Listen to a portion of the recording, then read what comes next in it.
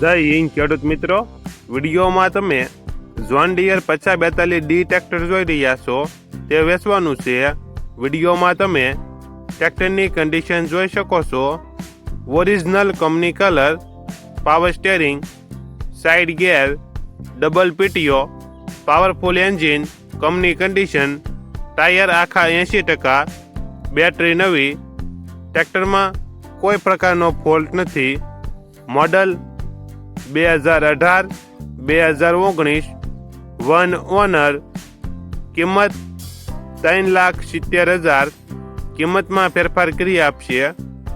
આ ટ્રેક્ટર તમને ક્યાં જોવા મળશે તેની વાત કરવામાં આવે તો જિલ્લો અમરેલી, તાલુકો ધારી અને સલાલા ગામે જોવા મળશે.